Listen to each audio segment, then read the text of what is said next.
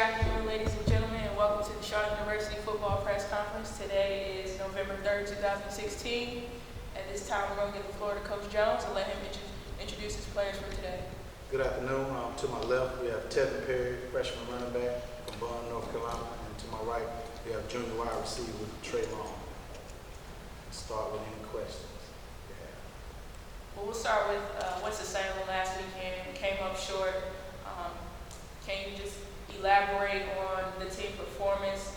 Looking back at it, is there something that you would have done differently? Well, I thought we played an excellent first and second quarter.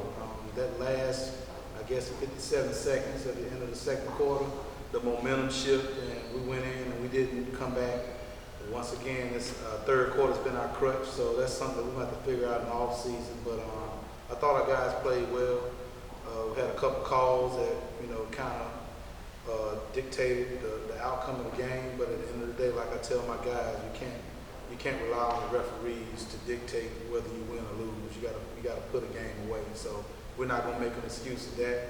I thought the guys played a pretty good game. We know going into the off season that we're gonna have to work on being disciplined and learning how to finish games off. And with the off season, them getting bigger, faster, stronger in the weight room, and also getting some added additions to our program with some depth, I think is going to help. That kind of showed a little bit, Winston-Salem State, they had a lot of depth on the D-line, and, I think it kind of wore us out a little bit, but you only put 11 people on the football field, so once again, we're not going to make that an excuse, but we know as a coaching staff that we want to get more football players to compete. But I thought that we stepped out there and showed them that we can play with the best, and we're going to use that as some momentum going into next year. Trevante Long, Tevin Perry, you guys broke records last weekend against Winston-Salem. Trevante, you became the all-time leader in receptions. You had 5 catches for 48 yards against Winston. You now have a total of 96 career receptions, which means you own that title. And then Tevin, you broke the record for kickoff returns after compiling a total of 651 yards total so far on the season. Can you just talk about how that makes you feel? Like, this is your first year, Tevin, you're a freshman, so you still have a long ways to go. Trevante, just talk about how that makes you feel, to break records. As a freshman, it feels good to break a record. That's everybody goal, I guess. Like, it's one of your milestones you want to reach. But still, at the same time, the main goal is to win football games. It feels good to break a record, though, to be not just as a freshman, to break that record. Yeah, piggyback on what he said. It's always good to break personal goals, but at the end of the day, our team's not doing as good as we should, good as we thought we were coming in here on the hard work we did in the summer. So, but it's still an honor to have broke a record. I've seen many receivers come here do things that I haven't seen a lot. So it's an honor to own the record.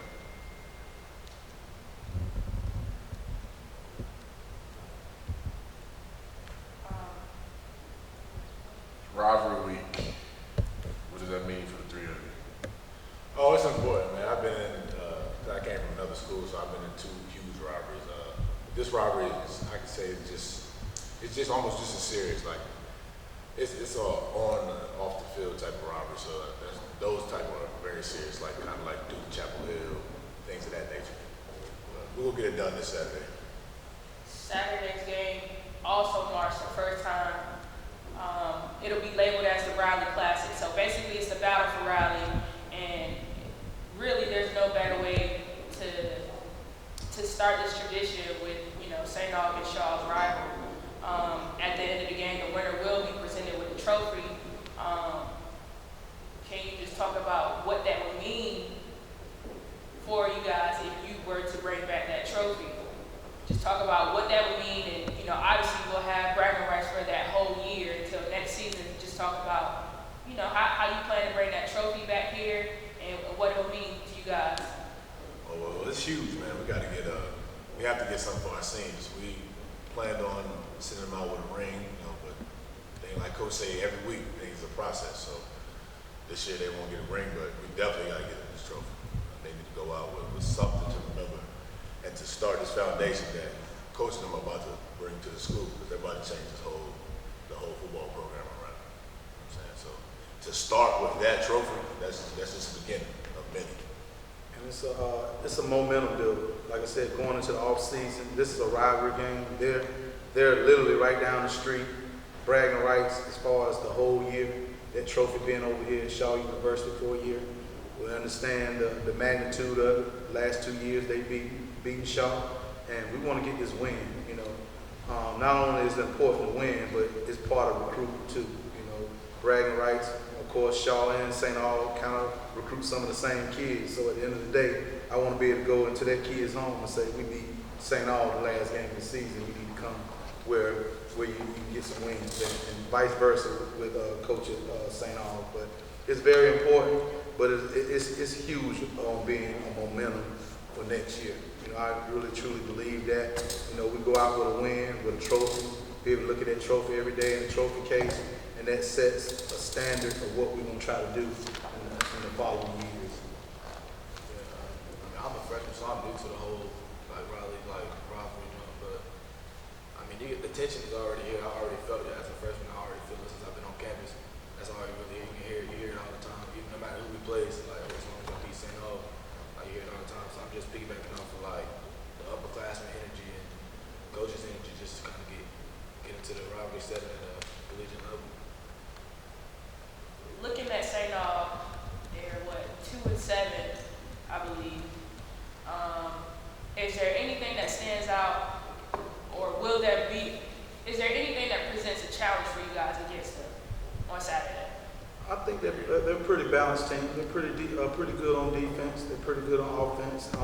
The thing is, you notice about them when teams make mistakes, they thrive on that. They play a little better. You know, they've come out there. They're in the top, I think, 6 in offensive production. So defense is going to have to step up. And their defense, you know, they're pretty stout on defense. So we got to go in with some energy. There's one thing I know about a rivalry. Records out the door. Whether we were 9-0 and they were 1-7 or 2-7, whatever you have it, those records out the door when you got a rivalry game. Those games, you know, the emotion that the guys are going to have.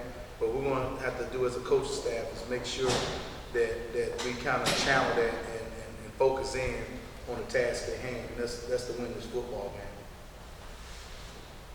Coach, we had some injuries last week. Can you give us an update on those? We had Adrian Jones, who's down for the year. We had a couple other guys, but I think they'll be back. You know, they haven't practiced yet. Want to be back today, but each week in and week out, you know, I commend my coaching staff because we made some moves with guys that we didn't think we were going to have to play, and we're doing an excellent job as a coaching staff adjusting to these injuries. You know, never in my life have I endured anything like this before, but you know, that happens. You just got to be ready for those type of things. So we'll be ready regardless of who steps on the field. Coach, DJ Johnson, pretty solid player for St. Aug, 5th in passing in the conference. What is it going to take to kind of slow him down? Obviously, with Shaw having ranked in regards to players 1, 3, and 8 as it relates to sacks in the conference, we have the players in Hunt, Jones, and I think Hannibal, respectively, in those numbers. So we have what it takes defensively. What is it going to take to really cause some problems for DJ? Like you said, we have physically, we have the guys. Yeah. Now we got to work on the mental. You know, these guys got to watch film, break them down. DJ does a good job of getting the ball out his hands, and not only that, creating things when there's nothing going on. So a lot of times you bring pressure, and he finds a way to get out of it with his legs. So we got to contain him.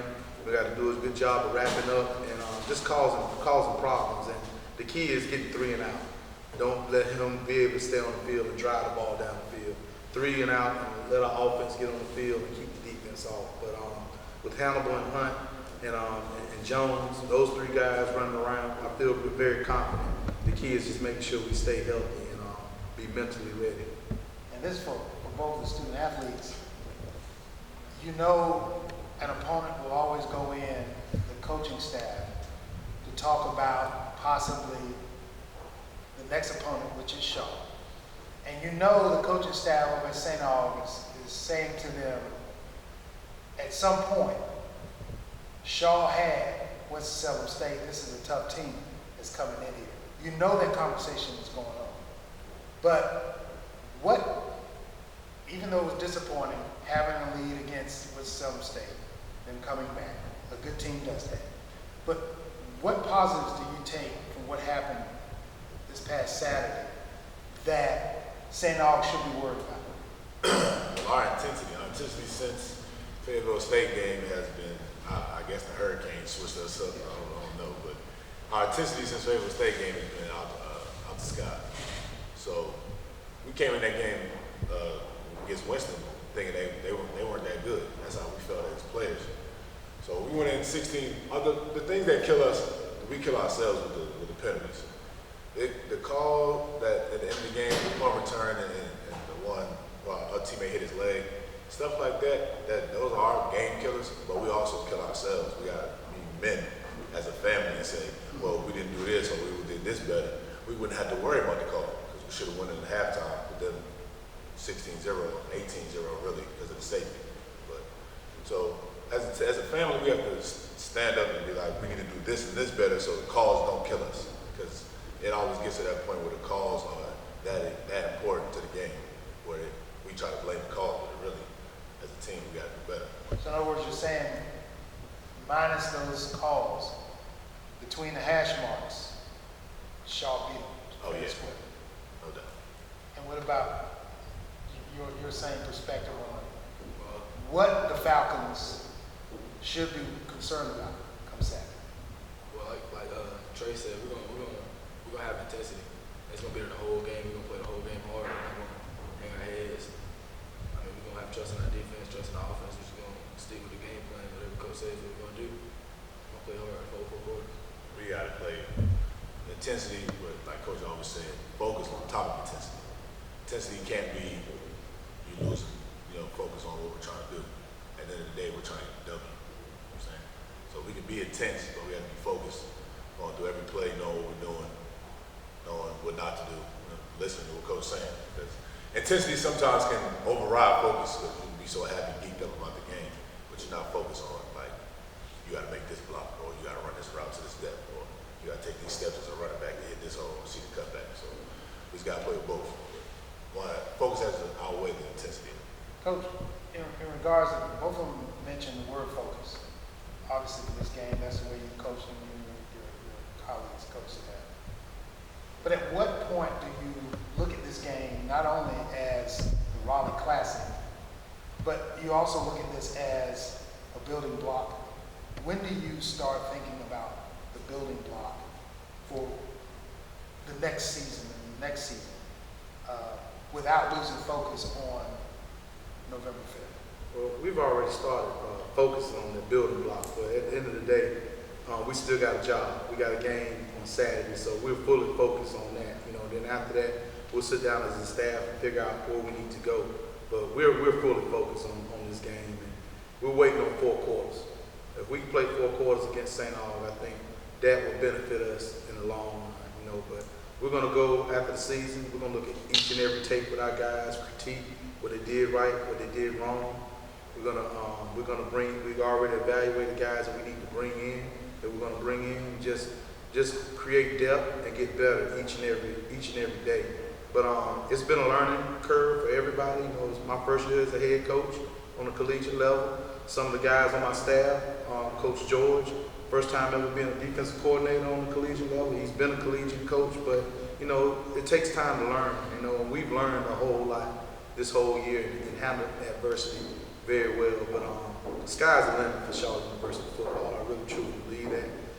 But everything happens for a reason, and you gotta fight those punches that you're taking as we go on with this program. But I think that we're going in the right direction, regardless of the outcome of the season. One thing about these guys, if you've been to the games each and every week, they don't act like a 1-7, 1-8 football team. I mean, I've never been around a bunch of guys that still believe in what you're preaching. So that my hats go off to those guys, but we're going to get better. We're going to continue to get better, and it's going to start on Saturday. If we can get 4 quarters, that's my goal, to play 4 quarters of football, perfect football, to go into the offseason. Any more questions? Well, Coach Jones, Trevante Long, Tevin Perry, thank you guys for today's press conference. Good luck to you guys on Saturday. Appreciate it. Go Bears.